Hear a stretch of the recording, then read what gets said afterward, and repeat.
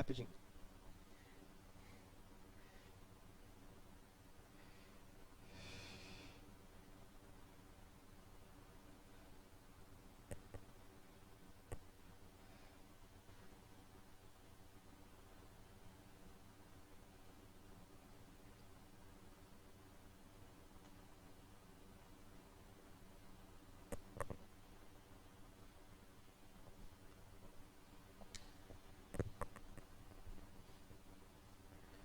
Quando puder, a gente já inicia. Pode dar o play, então me fala.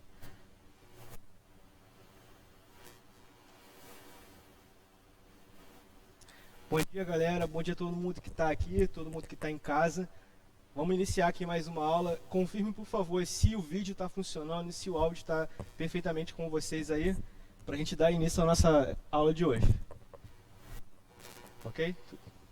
Beleza, galera. Então é o seguinte, o nosso tema de hoje é um tema que, tecnicamente, vocês já aprenderam e já viram uma ideia que se trata na outra matemática, com outro professor. Você viu essa matéria lá na Matemática 2. Porém, essa matéria é uma matéria que é uma coisa incomum para as duas disciplinas. E aí eu já tinha me programado, inclusive, para trabalhar esse conteúdo. Por isso eu não quis mudar o planejamento. Eu segui com ele e, no caso, nós vamos trabalhar a análise combinatória. Beleza. Vamos ver o seguinte. Primeiro que a abordagem que eu vou fazer a partir disso pode ser um pouco diferente da abordagem que vocês já tiveram com outro professor. Isso aí pode acontecer. Além disso, é uma coisa bem relevante, tendo em vista que a análise combinatória está aí no seu top 5 de conteúdos mais cobrados no concurso. E geralmente são questões que dão um certo trabalho e vocês ficam aí na mercê de como vou resolver se eu não consigo interpretar. Eu sempre que trabalho esse conteúdo, sempre falo o seguinte: a análise combinatória é uma disciplina matemática, é uma área da matemática que é uma área mista com o português. Por quê? Muitas coisas que você aprende do português, você meio que usa diretamente na matemática e vice-versa. Logo, a gente vai lidar com essas interpretações. Geralmente, as questões mais básicas de análise combinatória são questões muito ridículas e tão fáceis que elas são. Porém, a parte que geralmente derruba a galera é a interpretação. Por isso que eu falei que o português aqui é primordial. Vão ter muitas questões desse tema que você vai perder mais tempo interpretando do que fazendo o próprio cálculo. Por quê? Porque você tem que raciocinar sobre o que está sendo pedido, sobre quais são as regras, quais são as exceções. E isso a gente tem que tomar muito cuidado na análise combinatória. E o meu tema aqui vai ser uma espécie de macete. Eu vou passar para vocês algumas situações e vou passar algumas dicas de como acelerar essa interpretação e, obviamente, de como você consegue chegar àquela solução de uma forma mais simplificada. Tendo em vista que o conteúdo, como eu falei, é bem cobrado em todos os concursos que você consegue imaginar. E seja ele concurso para vestibular, seja concurso público em geral, sempre vai ter análise combinatória envolvida. Então vamos lá. Vamos começar aí, vamos partir para o nosso slide para a gente começar a interpretar como que a gente vai trabalhar durante a aula. Seguimos aqui o nosso slide. Uma coisa bem breve da explicação do que é análise combinatória. Antes de ler ali, pense o seguinte: a análise combinatória, como o próprio nome já fala, você vai ter que analisar, ou seja, vai ter que investigar quais são as possíveis combinações de coisas, de objetos que você pode ter. Tudo isso é uma coisa relevante. E aí vamos lá para a explicação teórica. A análise combinatória é a parte da matemática que se ocupa principalmente da contagem de objetos. Isto é, de arranjos, de permutações e de combinações. Todos esses nomezinhos que surgiram, arranjo, combinação, permutação, são coisas que você meio que, beleza, eu já sei o que é isso daí, porque eu já vi, inclusive em outras aulas. Mas, vamos lá.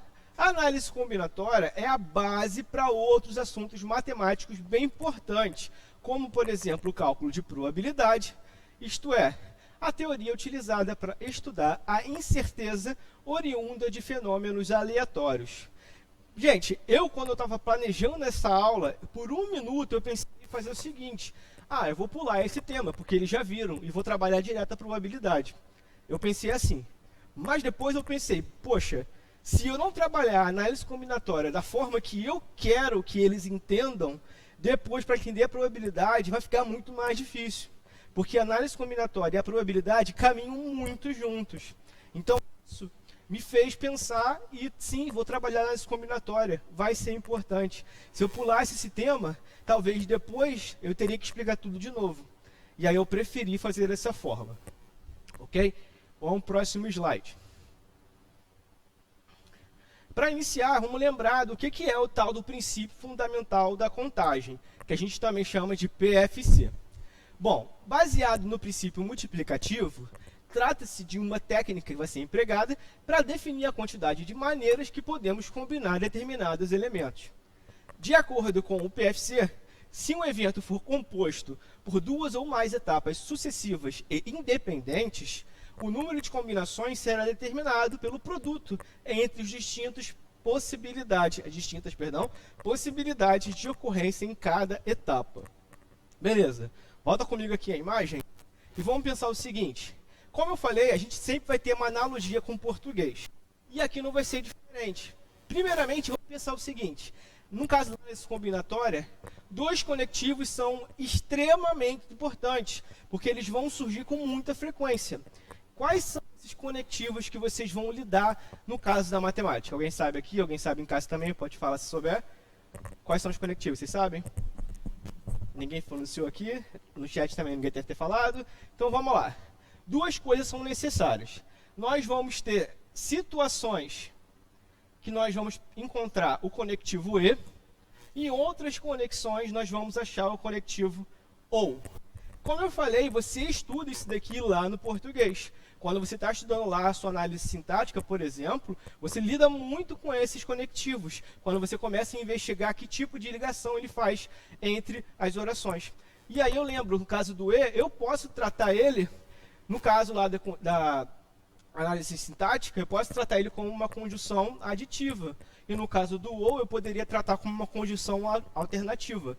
Tudo isso você lidou no português. Só que como que isso vai transportar para a matemática? Nós vamos pegar o seguinte. No caso da matemática, o PFC vai tratar isso daqui de uma forma bem específica. Quando você encontrar o conectivo E e você interpretar que ele apareceu na sua questão, é porque você vai precisar multiplicar alguma coisa. E quando aparecer o conectivo OU em uma explicação, é porque você vai precisar somar alguma coisa. Basicamente é isso. Está entre os macetes que nós vamos lidar durante a nossa aula. Então, repetindo, se aparecer o E, provavelmente vai ter que multiplicar alguma coisa. Se aparecer o OU, provavelmente vai ter que somar alguma coisa. Basicamente é isso. Vamos voltar para o slide. Vamos ver essa explicação mais abrangente. Como eu falei, nós temos, no caso do PFC, duas situações. Nós temos o princípio multiplicativo e nós temos o princípio aditivo. No caso do princípio multiplicativo, caso você observe que tem uma situação A e uma situação B, lembra o que eu falei? Toda vez que surgiu o E, tem que fazer o quê? Tem que multiplicar. Eu coloquei uma setinha aqui, ó, multiplica. Está errado no português? Sim, mas não importa. O que importa para a gente é o macete. Então vamos lá. Se aparecer o E, vamos multiplicar. No caso do OU, se aparecer o OU, eu vou ter que fazer o quê? Somar. Basicamente é isso. E esse daqui é um macete que vai ser extremamente usual na interpretação de questão. Show de bola? Então, espero que você já tenha anotado isso, porque você vai usar isso aí infinitas vezes durante a análise combinatória e também você usará isso lá na probabilidade. Não custa nada copiar, bem simples, o esqueminha é bem fácil. E aí, repetindo, o E multiplica e o OU soma. Beleza? Qualquer dúvida que tiverem ou pergunta sobre, vocês podem fazer durante a aula, sem problema nenhum. Tranquilos? Então, vamos lá então para o nosso primeiro esquema, primeira situação, nosso primeiro exemplo. Vamos começar, obviamente, com aqueles exemplos mais tradicionais, que é aqueles que você aprende, geralmente, lá na escola, quando começa a aprender análise combinatória. Primeira pergunta é essa. quantos são os números naturais de 3 algarismos distintos que podemos formar com os algarismos do sistema decimal? É uma pergunta até fácil, só que aí, vamos lá. Toda questão de análise combinatória, aprende isso para a vida e nunca esqueça. Toda questão de análise combinatória, a primeira coisa que você tem que fazer é perceber e entender se tem alguma regra, se na questão inventaram alguma regra. Show de bola? Tem alguma regra específica nessa questão? Alguma coisa que você tem que obedecer? Tem alguma coisa? Quantos são os números naturais de 3 algarismos distintos que podemos formar com algarismos do sistema decimal? Se eu perguntasse qual é a palavra mais importante de toda a questão, de todo enunciado, qual é a palavra mais importante que nós temos ali, em destaque? Bom, você falou muita coisa, mas está certo. Distinto. Sim, a palavra distinto faz toda a diferença. O que significa a palavra distinto? Diferente. Ou seja, você não pode repetir algarismo. Exemplo, se você usou o número 1, você não pode usar mais o número 1 no próximo algarismo. E assim por diante. Mas, vamos pensar no que a questão falou.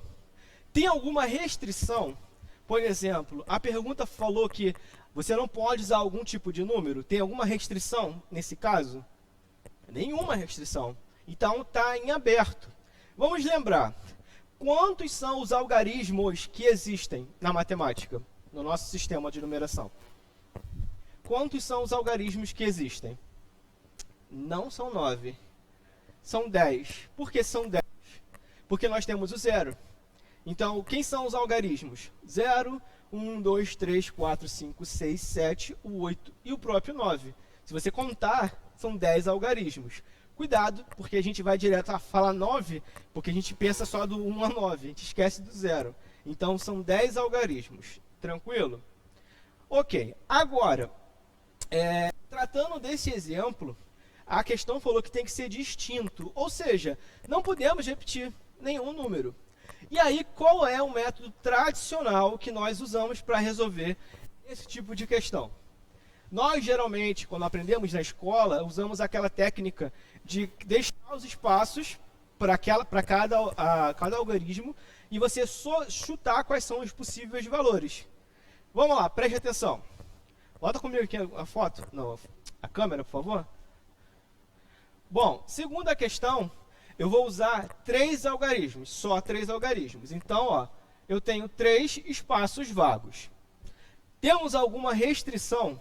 Lembrando que os algarismos que nós podemos usar são 0, 1, 2, 3, 4, 5, 6, 7, 8 e 9.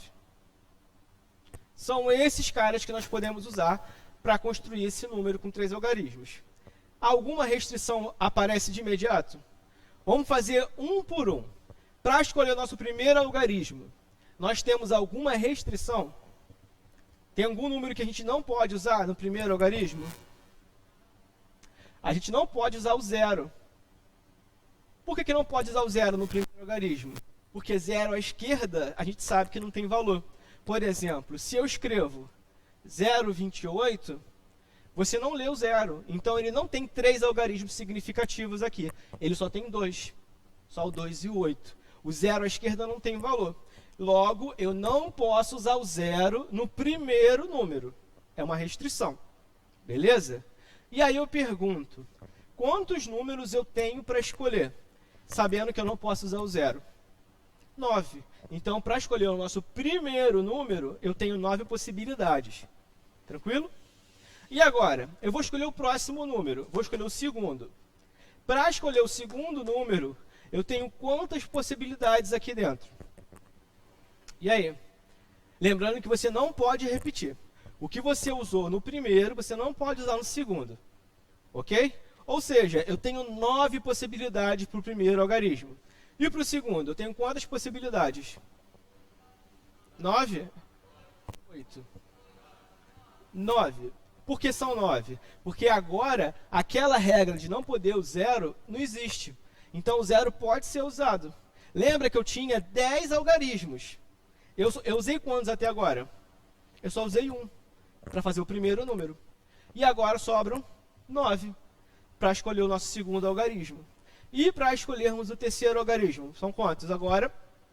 8, porque eu já usei mais um. E aí sim, agora para a gente chegar à resposta, o que a gente tem que pensar? Para a gente construir esse número com 3 algarismos, eu preciso do primeiro e do segundo e do terceiro algarismo, ou eu preciso do primeiro, ou do segundo, ou do terceiro. E aí, qual é o conectivo lógico? O e ou o? Eu preciso do e, porque eu preciso do primeiro, e do segundo, e do terceiro. Logo, o que a gente faz? Apareceu o e, tem que fazer o quê? Multiplicar tudo. Vamos voltar para o slide agora. Vamos ver o nosso resultado perfeito. Próximo slide. Observa o que a gente acabou de fazer.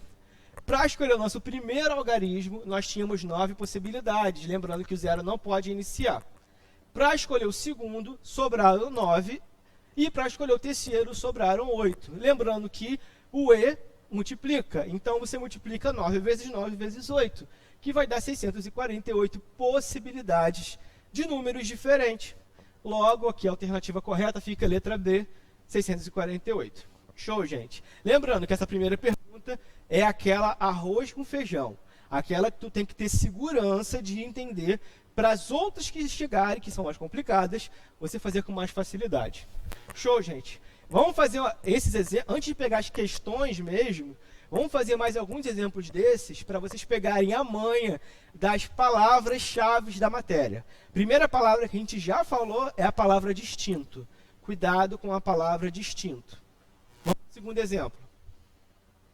Utilizando os algarismos 1, 2, 3, 4, 5 e 6, quantos são os números pares com 3 algarismos distintos que podemos formar? Vamos lá, interpretação primeiro. Quais são as palavras mais importantes dessa questão?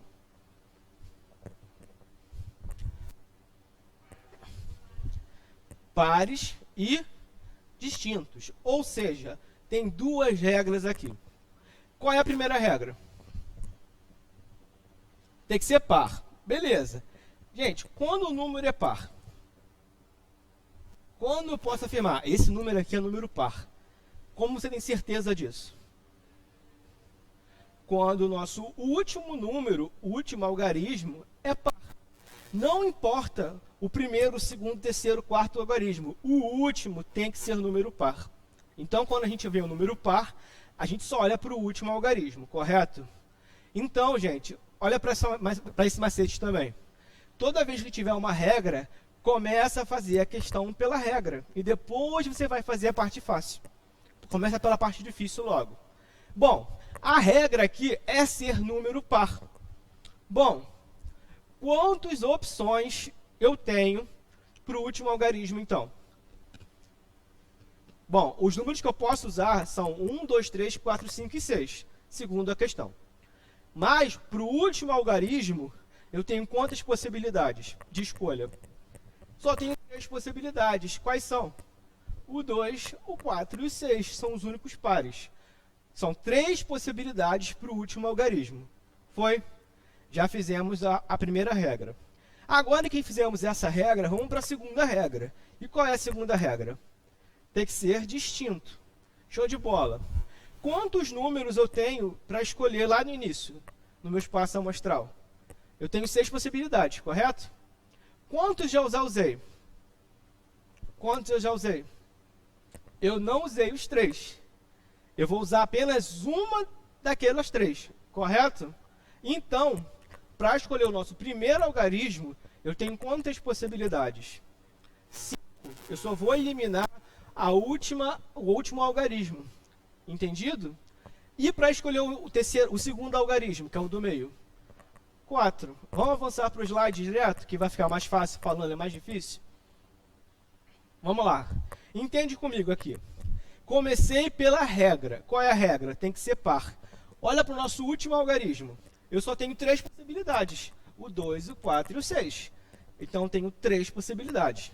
Até aqui todo mundo entendeu.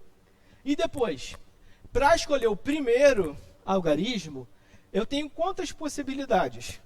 O total de números são 6, lá em cima. O total são 6. Mas eu usei, por enquanto, quantos algarismos? Só usei um algarismo, que é o último algarismo. Então, eu vou eliminar o último algarismo. 6 menos 1 vai dar 5. Então, para o primeiro algarismo, eu tenho 5. E para o próximo? 4, porque eu vou eliminar o que eu acabei de usar. Show de bola? Lembrando que precisamos multiplicar. Então, fica 5 vezes 4 vezes 3. A multiplicação vai dar quanto? 60 possibilidades. Ou seja, a gente consegue fazer 60 números pares com 3 algarismos distintos. Show de bola, gente? Alguma dúvida por enquanto? Antes de a gente dificultar, porque vai dificultar, desculpa, porque vai ter que fazer isso. Vamos lá para o terceiro exemplo. Ainda parecido. Utilizando os elementos do conjunto 1, 3, 5, 6 e 8, quantos são os números com 4 algarismos que podem ser formados? Perdão. E agora, gente? Observa que, de propósito, eu estou colocando os exemplos muito parecidos. Só que cada exemplo tem uma regra diferente. E aí? Olha para essa questão. Nós temos alguma regra? Nós temos alguma regra surgindo aqui? A princípio não? Beleza, então vamos lá fazer o nosso número. São quantos algarismos que eu vou usar nessa questão? São 4. Para escolher o primeiro algarismo, eu tenho quantas possibilidades? 5, são os 5 números? 5, beleza. E para escolher o segundo algarismo? 4? 5? Por que 5? A palavra distinto apareceu nessa pergunta? Não. O que significa? Podemos repetir? Então, se você pode repetir, eu tenho 5 possibilidades para o primeiro, 5 para o segundo e para o terceiro. E para o quarto. E agora, para chegar à nossa solução, tem que fazer o quê? Multiplicar tudão. Uma dica, inclusive, que a gente não chegou nesse ponto, mas eu já vou adiantar. Se você olhar questões parecidas com essa, quem é o nosso principal vilão para dificultar a questão drasticamente? O número 0. Cuidado quando tem o número 0, porque você tem que tomar cuidado com a regra do 0, em todos os casos. Tudo bem? Nesse caso não apareceu 0, então não tem esse problema. Mas observa que se tem 0, tudo fica mais complicado. E não é só a complicação daquela primeira regrinha que era fácil, de não pode iniciar com 0. Não é bem isso. Por exemplo, se eu perguntasse quantos números pares eu posso fazer usando os números 0, 1, 2, 3, 4. Vai virar um problema. Por quê? O 0, terminar com 0, significa que o número é par também. Só que agora, o 0 tem que ser tratado de duas formas diferentes. Por quê? Ele pode terminar, mas ele não pode começar. Entendeu como fica mais complicado? E essa interpretação dá mais trabalho. Tem que separar em casos. Caso 0 seja o último algarismo, caso 0 não seja o último algarismo. O 0 é um dificultador. Tranquilo? Vamos lá para a nossa solução no slide, que a gente já falou, inclusive. Nesse caso, vocês já tinham preparado, né? Primeira opção são 3, segundo são 3. Aqui eu fiz com 3 só, né? Eram 4, mas enfim, deixa para lá. E aí a solução, chegamos aí que dá 625. A resposta está certa, mas faltou um 5 na multiplicação. Beleza? Vamos lá para o próximo exemplo. Questão 4, exemplo 4. Vamos complicar um pouquinho. Quantos são os números ímpares que possuem 4 logaritmos que podem ser formados usando esses elementos? 1, 4, 6, 1, 4, 5, 6, 9. Vamos lá. Alguma regra específica nessa questão? Tem que ser ímpar. Beleza. Alguma outra regra? Tá, então vamos lá. Começa a fazer pela regra. Para ser ímpar, o que tem que rolar? Quando o número é ímpar? Quando o último algarismo é ímpar, correto? Quem são as opções que eu tenho ímpar, então? 1, o 5 e o 9. Então, para o último algarismo, eu tenho quantas opções? 3 opções. Passada essa regra, vamos voltar para o primeiro algarismo. Para escolher o primeiro algarismo, eu tenho quantas opções? 5 ou 4? 4 por quê? Ou 5 por quê? Apareceu a palavra distinto? Não. Se não aparece a palavra distinto, é porque você pode repetir. Então, para o primeiro algarismo, eu tenho 5 possibilidades. E para o segundo? 4 ou 5 de novo? 5 de novo, porque eu posso repetir. E para o terceiro algarismo? São quantos? São 4, né? E para o terceiro algarismo? 5. E para o quarto algarismo, que é o último? 3, porque só tem 3 ímpares. Foi, gente. Essa interpretação é fundamental. Vamos direto para a nossa solução. Para o primeiro algarismo, eu tenho 5 possibilidades. Para o segundo algarismo, eu também tenho 5, porque pode repetir. Para o terceiro, também tenho 5, porque também posso repetir. Mas o último tem que ser ímpar. Eu só tenho quantos ímpares? Só 3. Então ficou 5, 5, 5, 3. E o produto disso deu quanto? 375 possibilidades. Tranquilo. Próximo. Vamos avançar porque vamos chegar nas difíceis. 5. Quantos números com 5 algarismos distintos podemos formar usando os elementos do conjunto 2, 3, 5, 6, 7, 8? E agora, gente? Restrições. Temos alguma? Tem que ser distinto? Tem que ser distinto. Já é um probleminha que tem que surgir. Ok. Alguma outra restrição? Alguma outra regra? Beleza. Então só tem que ser distinto. Para escolher o primeiro número, algarismo, quantas opções? 6. Para escolher o segundo? Para escolher o terceiro? O próximo? E o próximo? E a resposta? Quanto dá? Que dá quanto? Bom, se você não tem ainda aquela afirmação, aquela certeza de quanto dá a solução, é porque provavelmente você ainda não aprendeu tão bem assim o conceito de fatorial. Porque isso é um fatorial, praticamente. Vamos ver rapidinho a solução. Próximo slide. A gente já tinha falado, né? Para escolher o primeiro algarismo são 6, o segundo 5, o terceiro 4, 3 e 2. O produto disso tudo dá 720. 720 possibilidades. E mais uma vez, atenção para as questões, porque elas são ridículas de fácil. Não tem cálculo absurdo, é tudo multiplicação, tá vendo? O problema, qual é? A interpretação. Tem que tomar cuidado com as palavras, chaves principalmente. Tem que ser distinto, tem que ser par, tem que ser ímpar. Isso aí são restrições. Atenção e sempre comece a fazer por elas, porque se torna mais fácil a questão. Tranquilo, gente? Até aqui? Perdemos não, ganhamos aí essa primeira meia hora de aula para forçar a barra nesses primeiros exemplos. Vamos agora começar para valer. Vamos para o próximo slide. Ah, tem mais um de brinde, perdão. Questão 6, parecida ainda. Quantos números com 4 algarismos distintos podem ser formados usando esses números? Bom, e agora? Algumas restrições. Qual a primeira restrição que a gente observa? Tem que ser distinto. A gente já pegou a manha disso. Tem algum outro probleminha? O zero. Lembra que o zero é um dificultador. E qual é o problema com o zero nesse caso? O zero não inicia. Então a gente não pode começar a contar com zero. Depois você pode usar ele, mas o primeiro não pode. Então vamos lá. Para escolher o primeiro algarismo, quantas possibilidades eu tenho? São 5. Por quê? O zero não pode ser usado. Para escolher o segundo algarismo, quantas possibilidades? 5, 6 ou 4? O zero pode ser usado agora. Então eu tenho quantas possibilidades para o segundo? 6? 5. Eu tenho 5 possibilidades para o segundo. Eu só não vou poder usar o primeiro que eu já usei. Se eu tenho 6 no total, eu já usei 1. Sobram 5. Show de bola? E para escolher o terceiro algarismo? E o quarto algarismo? Show de bola. É isso. Vamos lá para o nosso resultado direto. O primeiro algarismo não pode ser usado o zero. Está demonstrado aqui. O zero não pode iniciar. E aí eu tenho só 5 possibilidades. Se eu tirar o zero daqui, sobram 5. Show de bola.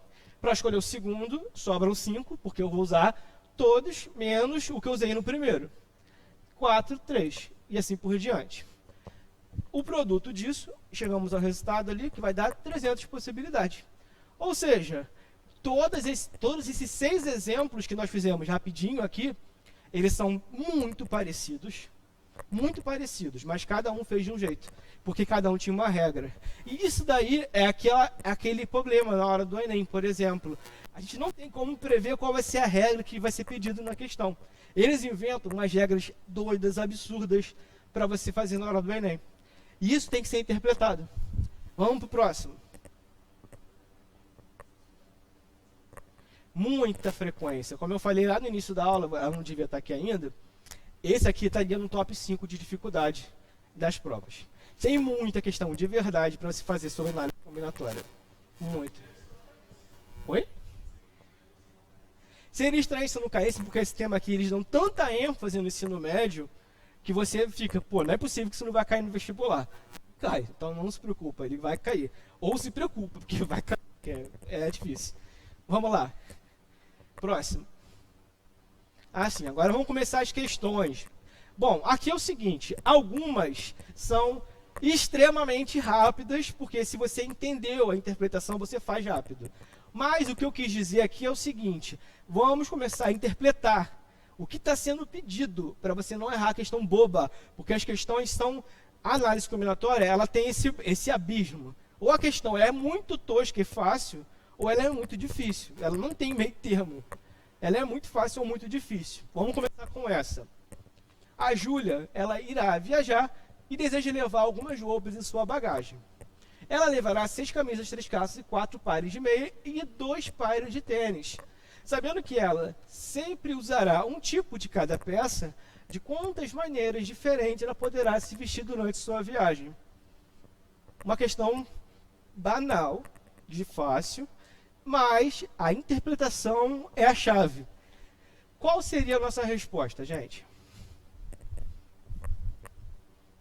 Ou, melhorando a pergunta, qual seria o nosso raciocínio para fazer essa questão?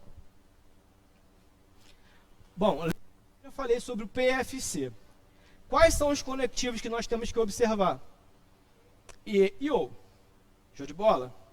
Agora, você tem que entender se nessa questão o E funciona melhor ou o funciona melhor. Um dos dois vai funcionar. Bom, a Júlia, ela vai viajar. E ela quer se vestir. Sabendo que a própria questão falou que ela vai ter que usar uma peça de cada tipo, ou seja, ela obrigatoriamente, ela vai usar pelo menos uma camisa, uma calça, um par de meia e um par de tênis, como que você vai interpretar? Para ela se vestir completamente, ela precisa do quê? Ela precisa da camisa e da calça, e do par de meia e do par de tênis, ou ela precisa da camisa, ou da calça, ou do par de tênis, ou das meias? O E ou, nesse caso. O E, claramente. Porque se você fala ou, automaticamente você cria uma alternativa. Ou ela vai usar a camisa, ou ela vai usar a calça. Ela não vai usar as duas ao mesmo tempo. Entendido? Então, nesse caso, E. Como que eu falei? O E faz o quê? Então, qual é a nossa solução aqui? Tem que multiplicar tudo. Quais são os números que eu tenho para multiplicar? 6 vezes 3 vezes 4 vezes 2. E vai achar o gabarito. Vamos ver a nossa resposta. Resposta, 144 possibilidades. Ou seja, se ela não quiser repetir o look dela para fazer foto no Instagram, ela tem 144 possibilidades diferentes de combinar as roupas que ela levou na bagagem. Basicamente é isso. Show, gente? Entendemos como que funciona o E e o OU? Isso é primordial. Entender. E atenção, vão ter muitos casos que a própria questão vai falar E e OU, mas não confia no que a questão escreveu. Confia na sua interpretação. Porque às vezes o E aparece, mas você usa o OU. Atenção para isso. Pergunte.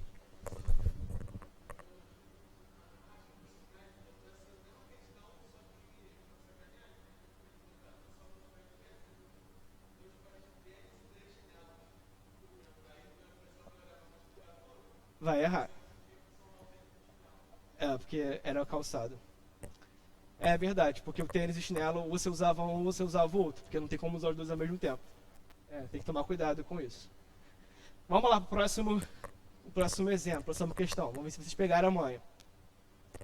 Bom, questão 2. Ainda está no nível fácil.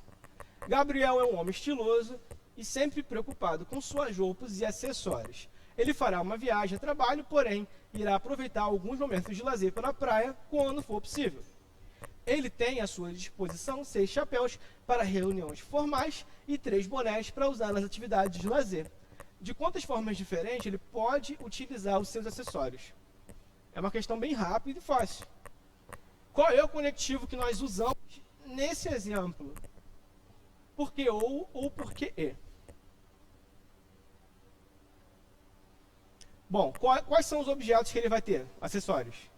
Chapéu e boné. A gente sabe que não tem muita lógica ele usar os dois ao mesmo tempo. Correto? Então, a gente criou uma alternativa. Ou ele vai usar o chapéu, ou ele vai usar o boné. Correto? E o que eu falei sobre o ou? Qual a nossa resposta aqui, rapidamente? Alternativa D. Tá vendo que a questão é tosca, mas a interpretação do conectivo é importante. Show de bola? Facinho. Vamos lá avançar para a questão 3. Uma bandeira ela é formada por 5 listras, que devem ser coloridas usando apenas as cores verde, azul e preto. Se cada listra deve ter apenas uma cor, e não se pode usar cores iguais em listras adjacentes, de quantos modos se pode colorir essa bandeira? Vamos lá, gente. Primeiramente, vamos entender e lembrar, né, o que significa adjacente. Lado, do lado. Quando eu falo adjacente, significa que a bandeira ela não pode ter 2 listras com cores iguais, uma do lado da outra, porque aí você acaba com a listra, vai ficar uma coisa só. Entendido? E agora, como que você vai interpretar a sua questão? Vou dar 2 minutinhos para você chegar na solução. Essa também é rápida, mas tem que interpretar, claro. Pense aí.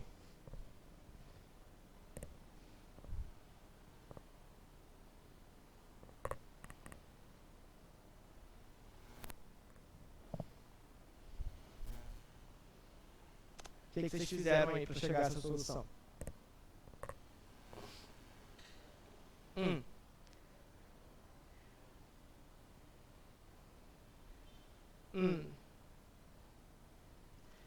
Você fez listra por listra? Você pensou listra por listra? Você pensou em fazer listra por listra? Porque tem que fazer assim. Ok. 3 de 2 a quarta? Por quê? Sim. Correto. Nem todo mundo consegue ter a visão tão rápida assim, do que ele acabou de falar, por exemplo. Vamos pensar comigo no desenho da bandeira. Quantas cores eu tenho para escolher? Tem quantas cores? 3 cores. Só para escolher são 3. Beleza, então para a primeira listra, eu tenho 3 escolhas de cor. Para a segunda listra, eu tenho quantas opções de cor? 2. Por quê? Você não pode repetir a cor que você acabou de usar. Entendido? E para escolher a terceira listra? Você tem 2 de novo. Por quê? Vai sobrar uma que você ainda não usou, mas a cor que você usou na primeira listra, ela já pode ser usada de novo. Entendeu? Então vai ter 2 possibilidades de novo na terceira listra. E assim por diante. Vamos chegar à conclusão de quê? Vamos lá para o nosso resultado. Para a primeira lista, tem um desenho da bandeira para vocês se ligarem. Para a primeira lista, eu tenho 3 possibilidades, 3 cores. Para a segunda, só tenho 2. Para a terceira, eu vou ter 2, que é a cor que sobrou, mas a primeira cor que eu já posso usar de novo. E esse ciclo vai se repetir. Então, eu tenho 2 possibilidades para a segunda, 2 para a terceira, 2 para a quarta e 2 para a quinta possibilidade, para a quinta lista. Multipliquei tudo, vai chegar ao resultado que vai dar quanto? 48 possibilidades. Entendido? E por que multipliquei? Lembra que para fazer a listra, para fazer a pintura, eu preciso pintar a primeira e a segunda listra e a terceira listra e assim por diante. Ou eu pintaria ou a primeira, ou a segunda, ou a terceira. O ou nem faz sentido aqui. Então eu não vou usar o ou, vou usar o e. Multipliquei tudo, solução 48. Dúvidas aqui? Vamos lá, daqui a pouco a dúvida vai surgir. Questão 4. Para o desfile de moda, foram convidados 20 marcas para a exibição de seus novos produtos. Uma marca de calçados lançará novos modelos de tênis e de botas para seu público-alvo. Foram registrados os lançamentos de 11 novos modelos de tênis e 8 novos modelos de botas para o desfile em questão. De quantas formas diferentes um modelo representante da marca, poderá utilizar os pares de calçados durante o desfile de moda. E agora, gente? Lembra que quando começa a ter texto muito longo, aquele texto longo é só para te tirar, para te desviar a tua atenção. Literalmente é isso daqui. Vamos entender aqui como que você vai resolver a questão e qual é a solução para essa questão. Qual é a pergunta no final? De quantas formas diferentes, uma modelo ela pode usar o quê? Os calçados. Beleza. E agora?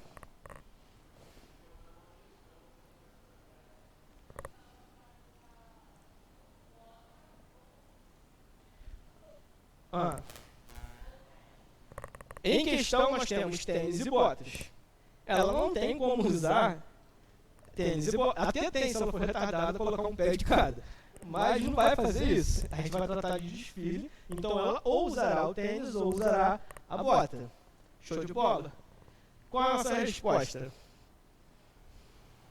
Tem que somar, é isso? Ou soma? Qual é a solução? 19. Letra C. E olha como a questão foi fácil.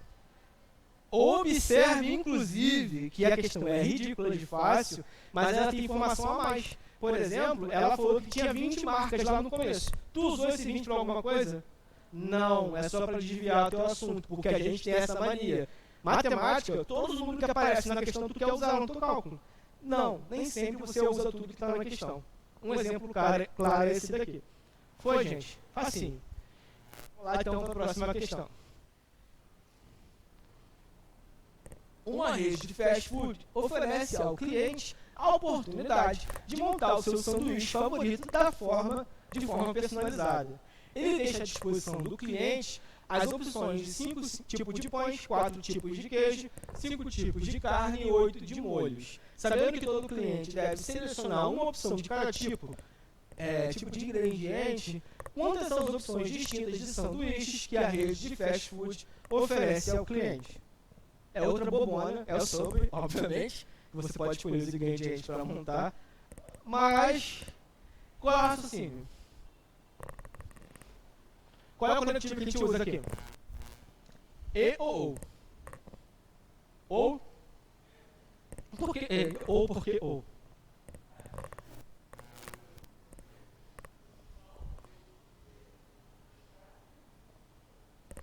Exatamente, gente. O conectivo lógico aqui é o E, continua sendo o E. Por quê? Porque para você montar o seu sanduíche, do que você precisa? Eu preciso do pão, e do queijo, e da carne, e do molho. Percebe que o E apareceu muitas vezes. E aí, gente? O E faz o quê? O E multiplica. E agora, para você chegar na tua solução? Multipliquei tudão. Alfa? Dá isso? Vamos ver então. Solução. Exatamente. 5 possibilidades de pães, 4 de queijo, 5 de carne e 8 de molho. Multipliquei tudo, 800 possibilidades. Tranquilo, gente. Observa que essas questões que nós estamos fazendo por enquanto, elas são aquelas que são papum. Li, respondi. Não tem muito o que pensar. É só entender qual é o conectivo. Mas é claro que na hora da prova, isso em dificuldade é multiplicado exponencialmente. Não é isso? Vamos lá para a próxima questão.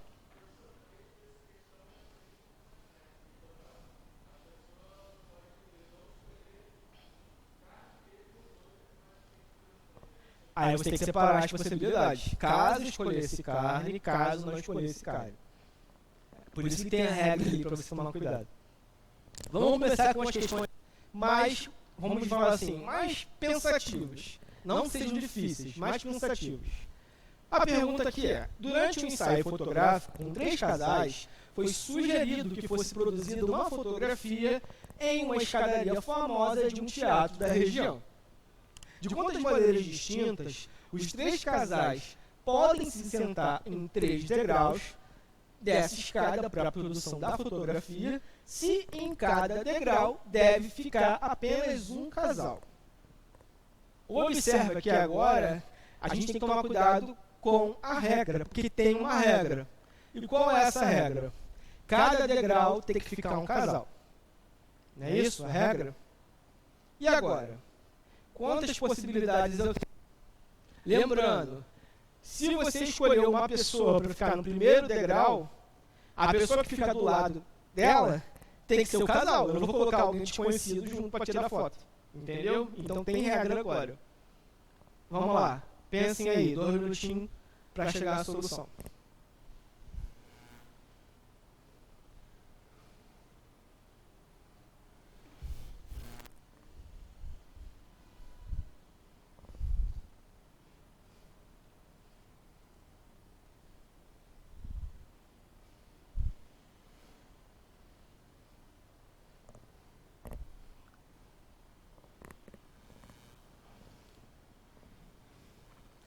Já viu que essa tem que pensar mais além, né, do que a gente estava fazendo nas outras. Que as outras eram multiplicação, só tinha isso. Aqui já tem que tomar cuidado. Aconselho para questões assim, você fazer na hora da prova um esqueminha. Desenha, por exemplo. São quantos degraus? São 3 degraus. Você faz 3 tracinhos e faz um esqueminha. Primeira posição, segunda, terceira, quarta, quinta, sexta. E aí, pensando assim, você pode ter uma solução mais fácil. Tá? É uma dica de você pensar, de raciocinar. Beleza? E a resposta? Alguém? Ninguém tem ideia de como faz ainda?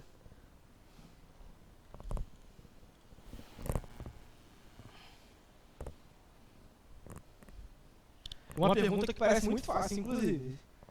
Quando você lê ela, é fácil. Mas não é tão fácil quando você faz cálculo. Ninguém respondeu, então vamos lá para a nossa solução. Olha para o nosso esqueminha.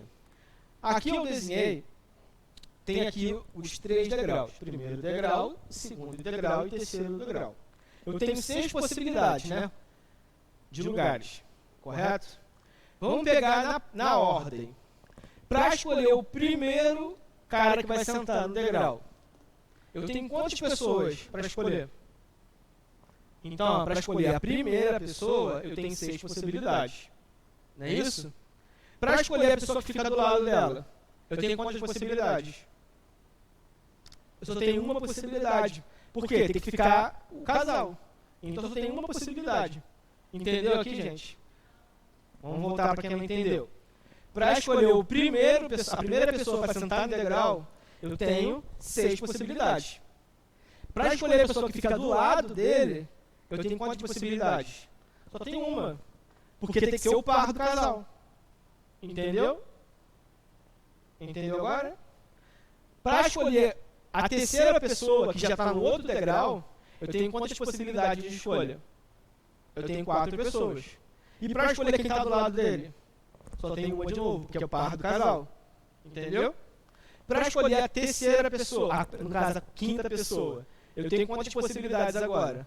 Só sobraram 2 pessoas e quem vai ficar do lado dela só tem uma possibilidade, que é o par do casal. Lembrando que para você tirar a foto, você precisa do primeiro casal, e do segundo, e do terceiro. E o E faz o quê? Multiplica. Então você vai multiplicar tudo. Multipliquei tudo, vai dar quanto?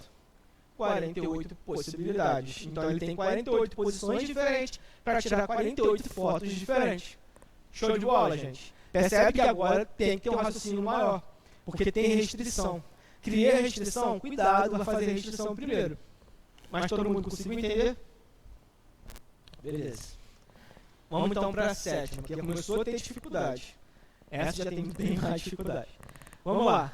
Seja um barco com 8 lugares numerados, como no diagrama seguinte. Tá o barquinho aqui desenhado com 8 posições. Bem parecido com o da escada anteriormente, inclusive. Pergunta. Há 8 remadores disponíveis para guarnecê-lo com as seguintes restrições. Começou os problemas a surgirem. Os remadores, A e B só podem sentar no lado ímpar. E o remador C só pode sentar no lado par. Os demais remadores D, E, F, G e H podem ocupar quaisquer posições. Quantas configurações podem ser obtidas com um barco totalmente guarnecido? E agora, gente? Aqui tem um monte de problema para resolver. Mas raciocina comigo. Quantas pessoas, quantos remadores estão dando trabalho para a gente? Quantos são os problemas? São 3 problemas. Quem são? O cara A, o cara B e o cara C. Eles são os únicos que criaram problemas. Vamos trazer isso para o dia a dia. Vamos lá, você está fazendo uma viagem com seus amigos, mas você chamou um grupo de amigos que nem todo mundo fala com todo mundo. Vamos pensar que sempre acontece isso. E aí você vai colocar a galera dentro do barco. Sempre vai ter alguém chato que vai falar, eu não quero sentar do lado do fulano, não. Sempre tem uma galera assim, não tem? Começou a criar problema. Cara, se aquela pessoa deu problema, manda logo na frente. Se a pessoa falou, eu não quero sentar do lado de fulano, o que tu faz? Entra primeiro. Que aí quem está do teu lado se vira. Entendeu? É a mesma ideia aqui. Quem está dando trabalho? A, B e C. Começa com esses chatos. Eles são os únicos que criaram problema. Os outros estão nem aí. Quem vai estar do lado deles. Entendeu? Então vamos lá. Raciocina e me dê a resposta para a solução da questão.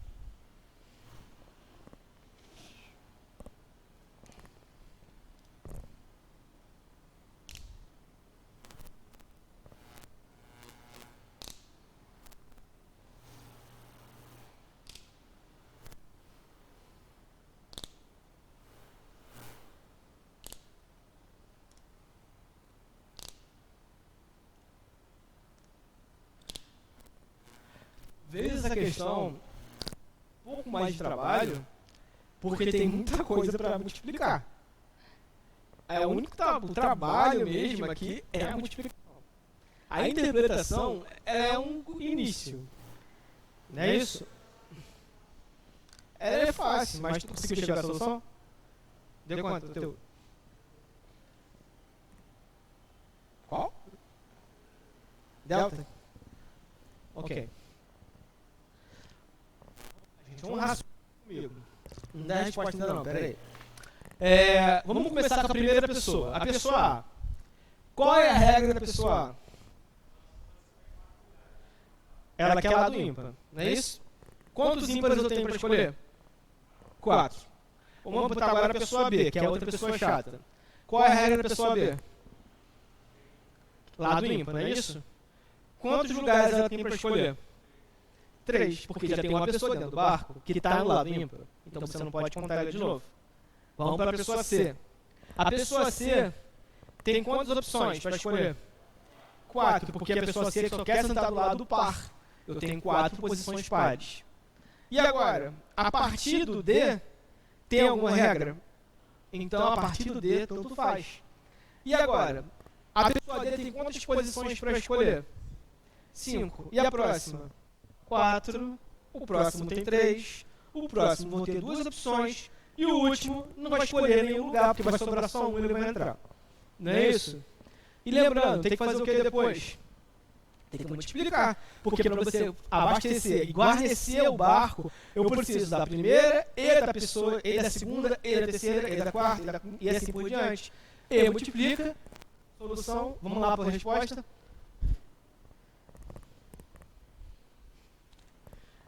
Ó, o esqueminha.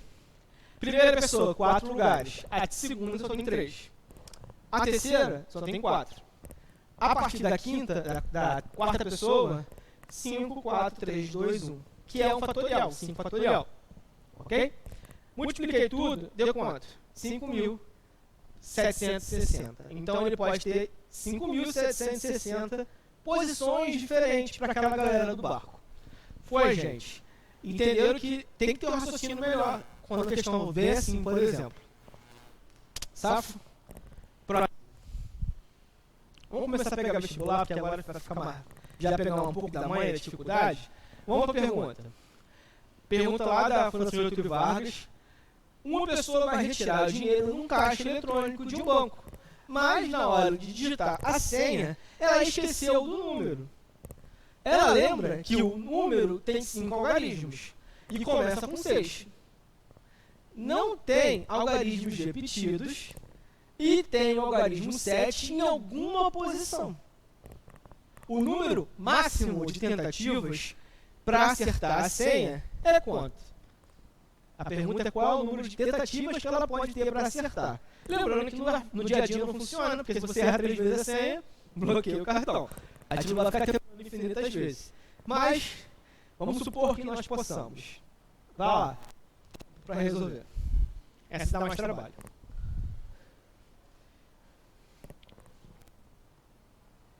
Meu áudio.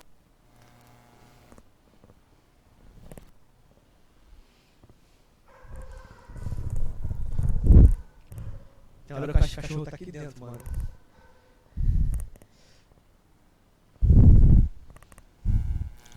Quero ver se alguém vai ter um raciocínio plausível numa solução assim. Lembrando que não tá muito diferente do que a gente já fez, tá? Eu fiz a dificuldade aumentando questão por questão para você ter mais segurança aqui no vestibular.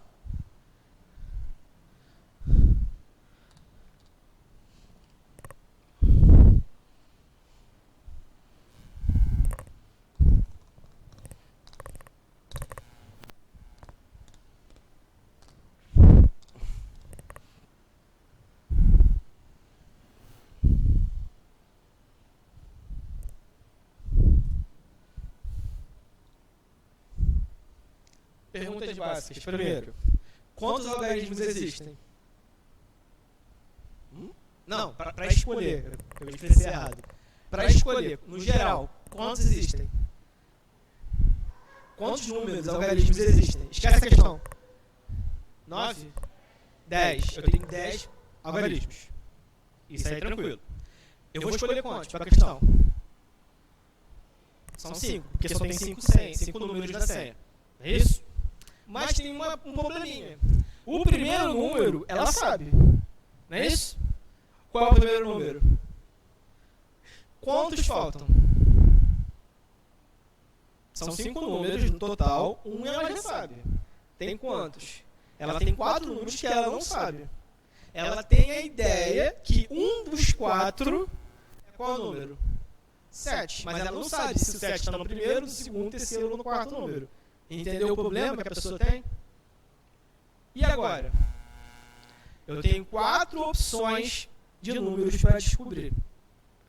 Quantas posições eu tenho para escolher o primeiro, quantas para escolher o segundo, o terceiro e o quarto?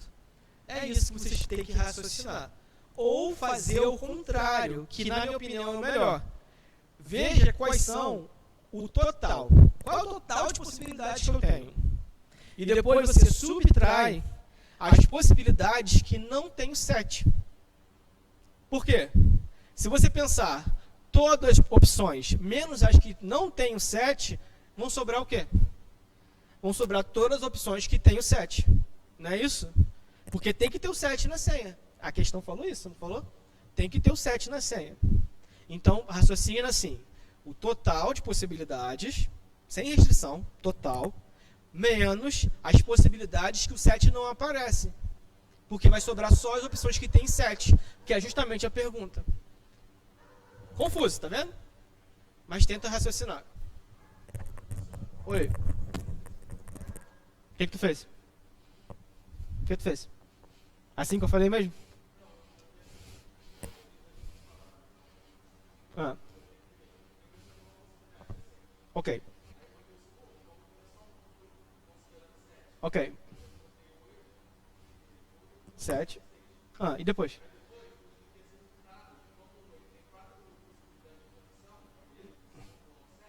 Multiplicou por 4. Ok. É um raciocínio diferente. Oi, Pedro.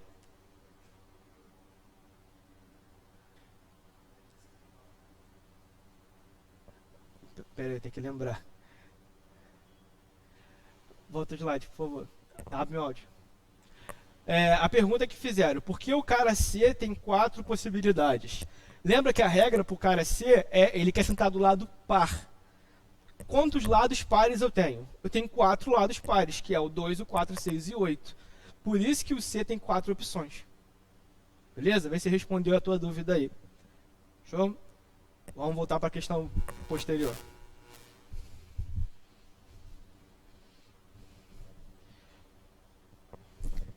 Vamos lá então para a solução direta? Bom, como eu já tinha conversado com a galera aqui presencialmente, para chegar na solução, o ideal era que você raciocinasse o total de possibilidades que você tem, menos a possibilidade do 7 não aparecer. Por quê? Se eu falar todas as possibilidades e eu elimino a hipótese de o 7 não aparecer, vão sobrar só quais opções? As opções que o 7 aparece, que é justamente a pergunta. Essa pergunta, inclusive, ela é difícil de interpretação. Mas vamos entender aqui o passo a passo. Vamos primeiro ver o total de possibilidades. Aqui sem restrição, beleza? Eu tenho quantos números na senha? 5 algarismos, beleza? Lembrando que número e algarismo não é a mesma coisa, tá? Estou falando só para você entender. Tem uma regrinha já, por quê?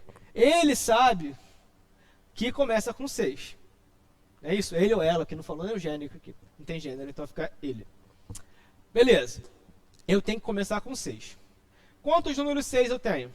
Só uma possibilidade, porque só tenho o número 6. Correto? Vamos escolher o segundo número. Para escolher o segundo número, eu tenho quantas opções? 9, que são todos tirando o 1. Lembrando que são 10 algarismos no total. Se eu tirar o número 6, vão sobrar 9 números. Para escolher o próximo, 8 números. Para escolher o próximo, 7. Para escolher o próximo, são 6. Foi? Multipliquei tudo. Quanto vai dar? 3.024. Ou seja, o total de possibilidades são 3.024. Só que aqui eu não estou considerando que o 7 está incluso. Eu estou considerando tudo misturado. Todos os números que começam com 6. Entendeu? Vamos ver o outro caso. Quais são as possibilidades em que o número 7 vai aparecer? Ok? Vamos lá então. O primeiro número continua sendo 6.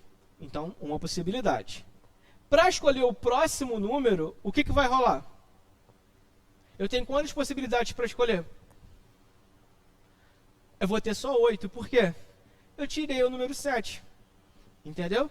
Eu tirei o 7. Eu não quero que o 7 apareça. Então, eu tenho quantas possibilidades? 8. Depois 7, 6 e 5. Deu quanto? 1.680. Gente, isso que nós acabamos de descobrir são todos os números em que o 7 não aparece. E agora, para chegar na solução? É só você pegar o total, menos as vezes que o 7 não vai aparecer. Se você subtrair, o que vai sobrar? Vão sobrar todos os números em que o 7 aparece. Foi? E a subtração vai dar quanto? 1.344. E aí você vai chegar à conclusão que vai ser letra D. Ok? Lembrando, não existe só essa opção de resolução. Tem outra. Inclusive aqui tem outra solução que foi sugerida por um aluno. Ok? Caso você faça diferente, não tem problema. Achou a resposta, está valendo. Vamos avançar.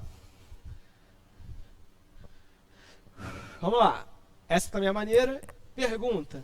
Numa cidade A, os números de telefone têm 7 algarismos, sendo que os 3 primeiros constituem o prefixo da cidade.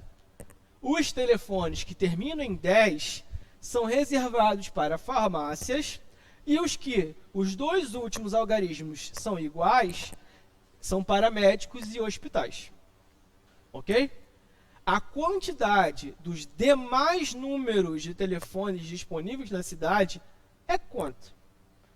Uma pergunta que é confusa, mas vamos entender. Eu tenho quantos números para escolher no total? São quantos números? No telefone, no caso. O telefone tem quantos números? 7. Show de bola. Só que nós temos um pequeno probleminha. Os 3 primeiros números, eles vão mudar? Não. Por quê? Porque sempre vai começar com quais números? Com o prefixo da cidade. Por exemplo, se fosse aqui no Rio de Janeiro, onde nós estamos no momento, o prefixo seria 021. Então, todos os telefones começariam com 021. Só mudaria o restante. Entendeu? Essa é a ideia da questão. Beleza. Então, se o telefone tem 7 números e 3 deles já estão certos, quantos números eu tenho que me preocupar? 4 números. Então, eu só me preocupo com 4. Eu não vou me preocupar com os 7, porque 3 já foram decididos. Entendeu? Mas nós temos 2 problemas. As farmácias, que terminam com 10, e os médicos e hospitais, que terminam com algarismos iguais. Ou seja, se terminar com 00, 11, 22, 33, 44, 55, 66, 77, 88 e 99, é porque esse número de telefone é de algum médico ou de algum hospital. Entendeu como que a regra é um pouco chata nesse caso? O que a gente vai fazer? Aconselho você pensar no mesmo raciocínio da questão anterior. Primeiro, pensa quantas possibilidades eu tenho no total, sem restrição. Esquece farmácia, esquece médico. Faz tudo. Depois, você vê quantos são os números dos médicos e quantos são os números das farmácias. E depois tira o número deles, subtrai a quantidade. O que sobrar é do público em geral. Pensou assim? Você chega à solução. Vamos lá. Tempo para vocês fazerem.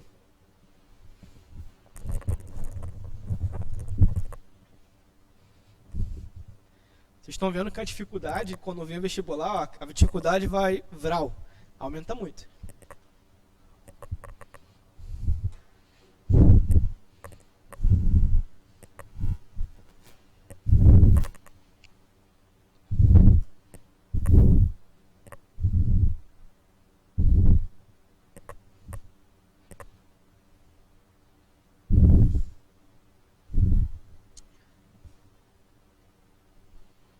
Eu tô com áudio ou sem áudio?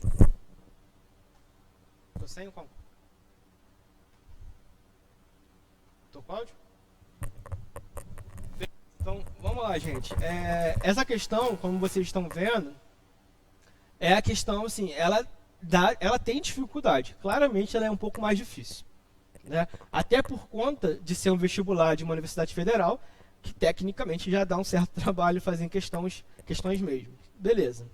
Como eu falei, qual é o melhor método? Descubra quantos são o total de números. Descobriu? Agora você descobre quantos números são para farmácia e quantos números são para médicos e hospitais. E subtrai isso, que você vai chegar na solução. Tudo bem? Vamos lá para a solução geral. Primeiro, vamos ver o total de possibilidades. Lembrando que o telefone tem 7 algarismos, tem 7 aqui. Os 3 primeiros já são fixos, correto? Porque é o prefixo da cidade.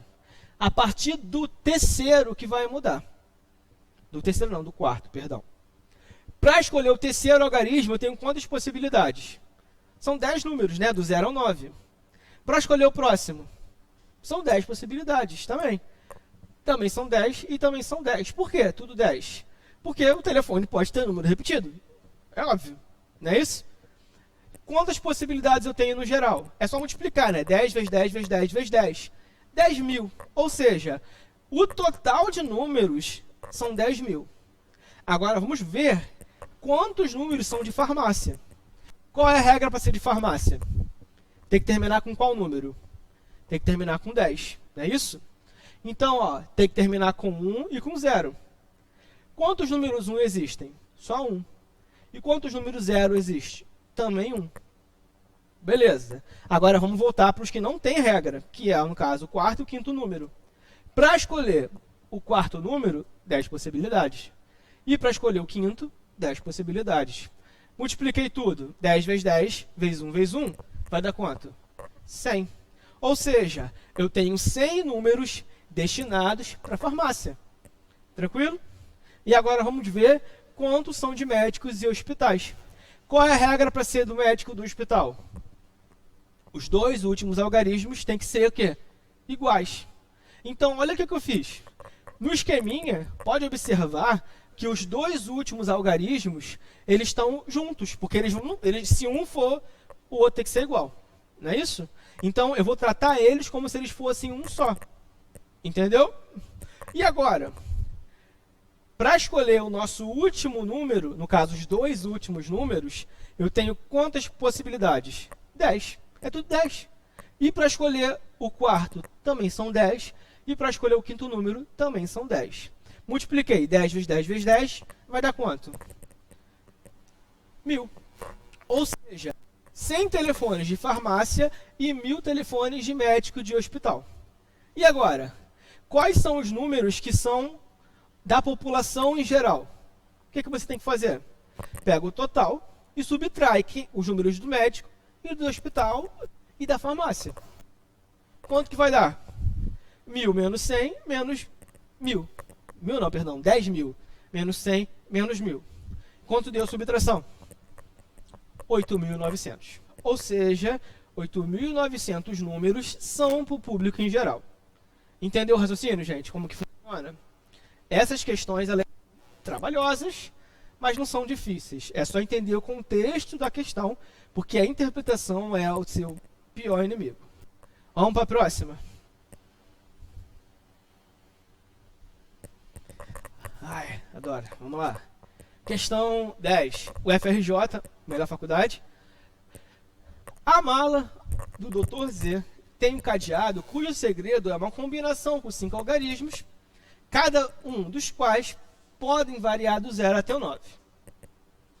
Ele esqueceu a combinação que escolhera como segredo, mas sabe que atende às condições. Primeira condição. Se o primeiro algarismo é ímpar, então o último algarismo também é ímpar. Segunda. Se o primeiro algarismo é par, então o último algarismo é igual ao primeiro. Terceira. A soma do segundo e o terceiro tem que ser 5. E a pergunta: quantas combinações diferentes atendem às condições estabelecidas pelo Dr. Z? Uma questão aí chata, mas é interessante de fazer. Lembrando que é basicamente o que a gente está fazendo em todas as questões. Pode perceber que eu estou forçando a barra para vocês começarem a entender a interpretação. O cálculo é bobo. A maioria dos cálculos é multiplicar e somar. Agora, a interpretação é o difícil. Vamos lá. Tempo. 2 minutos. Raciocina, que a gente volta com a solução.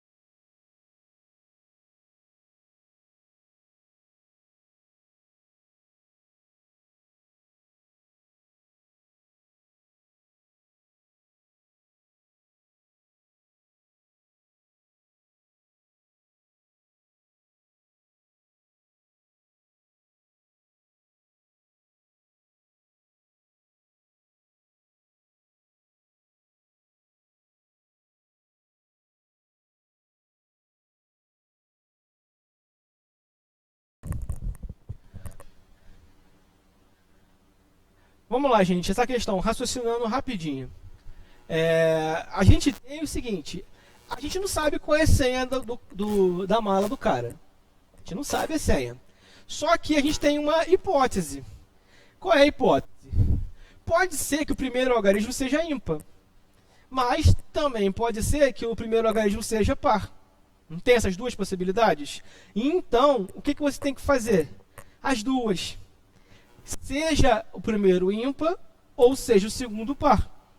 Faz separado. Por quê? Porque a questão falou uma regra para cada tipo. Se o primeiro for ímpar, faz assim. Se o primeiro for par, faz assim. Entendeu? Separou em dois casos. Vamos raciocinar do primeiro caso. O que acontece se o primeiro cara for ímpar?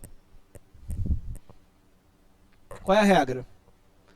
Se o primeiro é ímpar, o último também é ímpar. Essa é a regra para quando é ímpar. E a segunda regra? Se o primeiro é par, então o segundo também, o último tem que ser igual ao primeiro. Entendeu? Ou seja, são coisas diferentes. E a terceira regra? A soma do segundo com o terceiro é 5. Perceba que a terceira regra, ela funciona para os dois casos. Por quê? O segundo e o terceiro algarismo vai importar para a gente não, porque o que importa para a gente para ser ímpar, para ser par, não é o último algarismo. Então, a terceira regra, ela funciona tanto para número ímpar quanto para número par. Show, gente? Olha quanta regra diferente. Vamos pensar como que a gente vai resolver isso agora.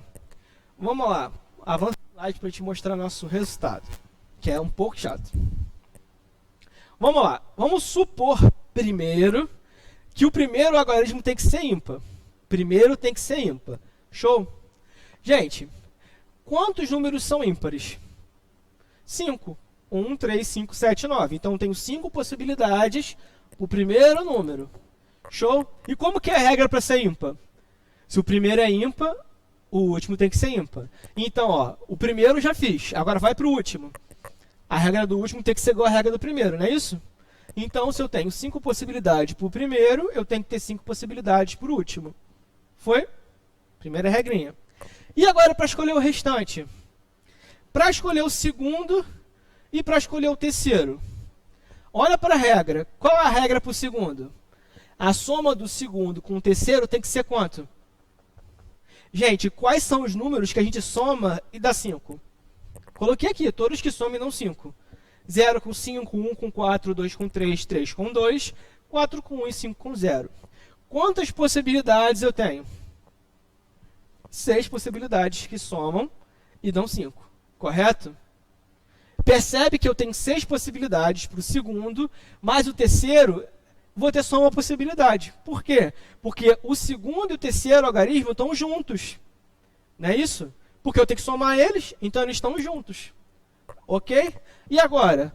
Tem que multiplicar tudo. Ah, lembrando que o quarto algarismo, quantas possibilidades eu tenho? 10, porque não tem regra nenhuma. 10 possibilidades no total. Vamos multiplicar tudo agora. 5 vezes 6 vezes 1 vezes 10 vezes 5. Deu quanto? 1.500. Ou seja, eu tenho 1.500 possibilidades, onde o primeiro algarismo é ímpar. Show de bola? Agora vamos fazer o segundo caso. Quando o primeiro algarismo é par. E como que é a regra para quando o primeiro é par? A regra é, se o primeiro for par, o último tem que ser o quê? Igual ao primeiro. Entendeu? Ou seja, o primeiro e o último, eles estão juntos, porque tem que ser igual. Logo, para ser par, o primeiro tem que ser par. Quais são os números pares que nós temos aqui? 0, 2, 4, 6, 8. Show de bola? Quantos algarismos? 5. 5 possibilidades. Bom, o primeiro é par. E o último? Só tem uma possibilidade. Por que só uma? Porque tem que ser igual ao primeiro. Se esse for 5, o último tem que ser 5. Se o primeiro for 4, o primeiro não pode ser 5, tem que ser par, perdão. Se o primeiro for 0, o último é 0. Se o primeiro for 2, o último é 2. E assim por diante. Entendeu? Ok. E a regra para o segundo algarismo e para o terceiro é a mesma regra lá de cima. Porque a soma tem que dar 5 igualzinho. Então, eu tenho 6 possibilidades para o segundo, uma para o terceiro. E o quarto algarismo não tem regra, então 10 possibilidades no total. Multipliquei tudo. Deu quanto? 300 possibilidades. E agora, qual é a nossa solução? Lembra que nós chutamos no começo, né? Ou a mala do cara começa com número ímpar ou começa com par, não é isso? O que a gente faz com ou mesmo? Tem que somar. Então você soma números ímpares mais números pares. Sobrando quanto aqui? A soma dá quanto? 1.500 mais 300 dá 1.800. Está comigo no slide. Alternativa D. E você vê como dá trabalho para achar alguma solução em certas questões. Foi? Mas todo mundo conseguiu entender o raciocínio? Complicado, mas entendido? Vamos para a próxima. Nosso maravilhoso Enem. Questão do Enem. Um banco solicitou aos seus clientes a criação de uma senha pessoal de 6 dígitos. Entretanto, formada somente por algarismos do 0 a 9 para acesso à conta da conta corrente pela internet. Entretanto, um especialista em sistema de segurança eletrônica recomendou à direção do banco recadastrar os seus usuários, solicitando para cada um deles a criação de uma nova senha com 6 dígitos, permitindo agora o uso das 26 letras do alfabeto, além dos algarismos 0 a 9. Nesse novo sistema, cada letra maiúscula e minúscula, cada letra maiúscula era considerada distinta de a sua versão minúscula. Além disso, era proibido o uso de outros tipos de caracteres. Uma forma de avaliar uma alteração no sistema de senhas é uma verificação do coeficiente de melhora, que é a razão do novo número de possibilidades de senha em relação ao antigo. Finalmente a pergunta: o coeficiente da melhora na alteração recomendada é quanto? Agora olha como que a dificuldade foi, vral, aumentou muito. Mas vamos entender primeiro, passo a passo. A historinha aqui é a seguinte: todo mundo tinha senha. Quantos dígitos tinha senha? Antes. Não, quantos dígitos tinha senha? 6 ou 5? Não estou enxergando. 6 dígitos. Só que antes só era para usar o quê? Era só número, não era só número? Então, as senhas eram só com números. Ok. E depois, o que aconteceu? Mudaram a regra. Falou, todo mundo tem que fazer uma senha nova. Só que a senha nova, você tem que usar o que agora? Pode ser número e pode ser letra. Não é isso? E agora? Agora danou-se. A quantidade de possibilidade vai aumentar muito para a senha, porque agora eu tenho mais número para usar, mais letra para usar. Não é isso? E ele manda você comparar quantas senhas você podia fazer antes e quantas senhas você pode fazer agora. Olha como que é confuso. E agora? Por quê?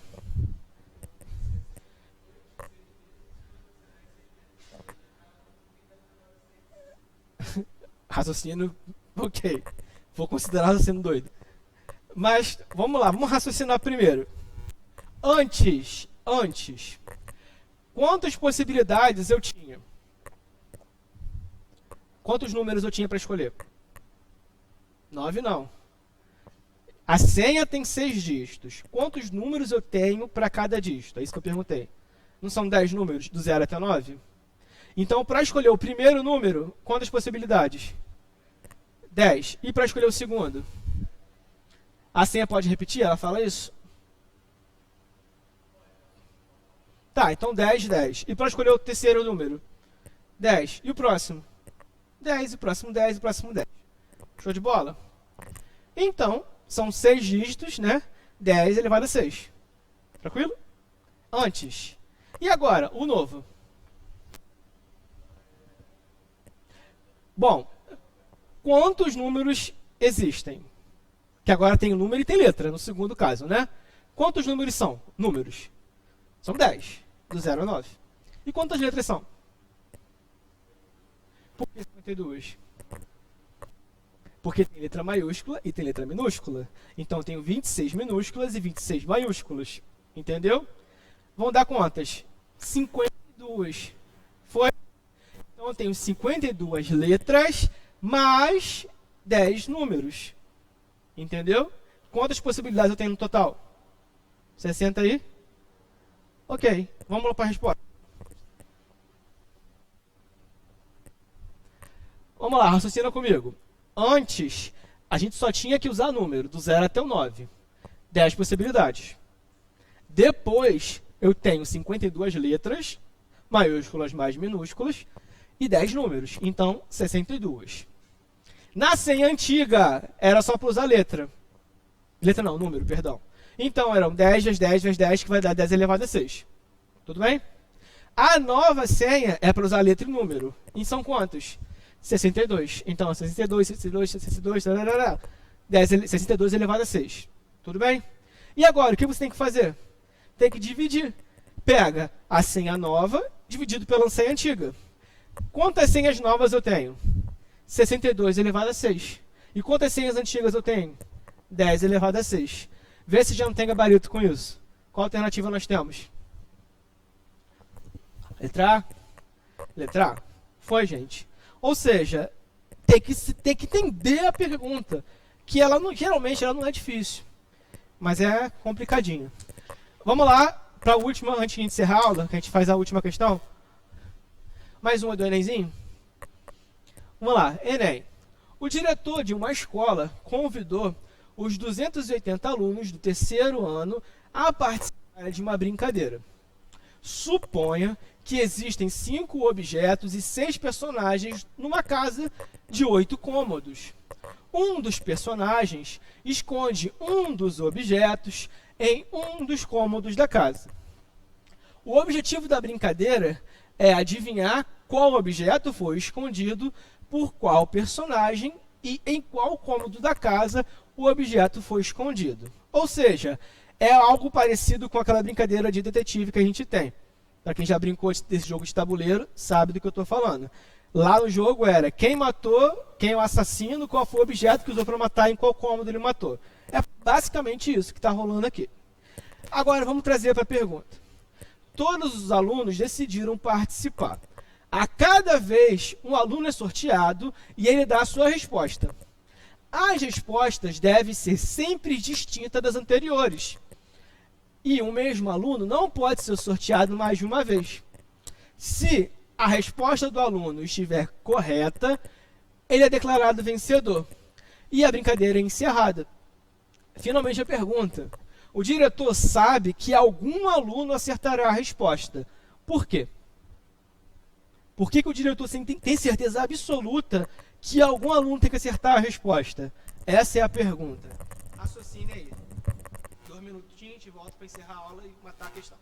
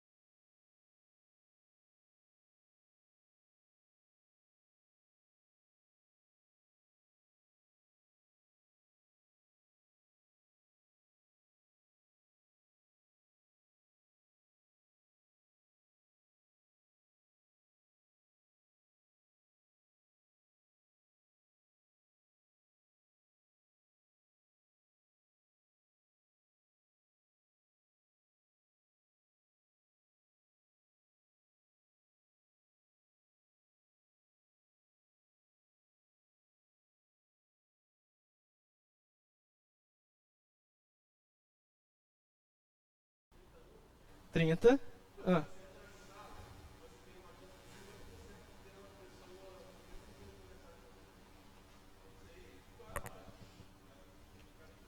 Mesmo dia? Dia e mês, só dia? Dia e mês? Rapaz, aí tem que fazer um cálculo bem mais complicado, porque dia e mês são muitas possibilidades.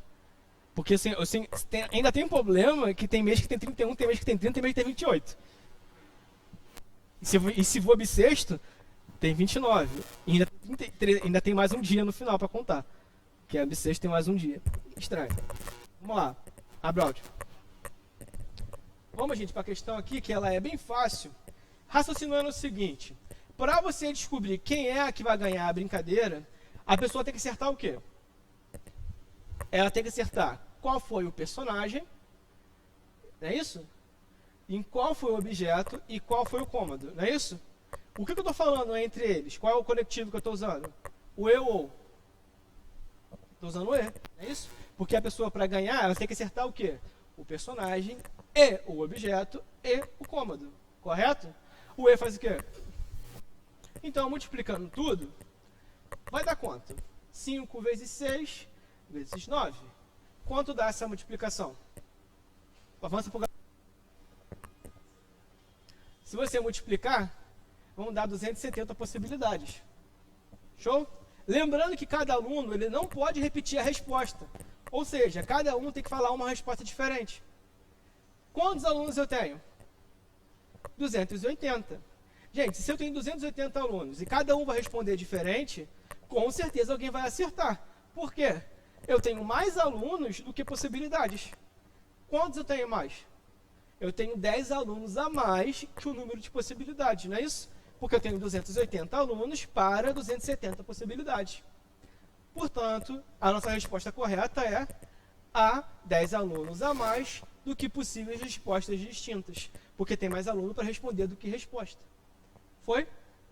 Uma pergunta bem prática, inclusive esse conceito, como eu falei aqui com a turma, é chamado de princípio da casa dos pombos. Porque você percebe que tem mais possibilidades do que casos para analisar. Foi, gente? Vamos finalizar por aqui. Próxima aula, a gente avança na dificuldade, porque como eu falei, as questões elas aumentam muito de dificuldade conforme avança na análise combinatória. Aqui seria o nível 1 de dificuldade. Próxima aula a gente vê com o nível 2, que aí é mais pesado. Tá bom, gente? No mais é isso, a gente finaliza a nossa aula por aqui. Qualquer dúvida, me procurem. Lembrando que já está disponível a lista de exercícios para vocês brincarem em casa de fazer mais questão sobre isso. E tem muita questão, gente. Se tem um tema que tem questão para você brincar, é esse. Então, bons estudos para vocês. Qualquer dúvida, me procure. Um abraço e tchau.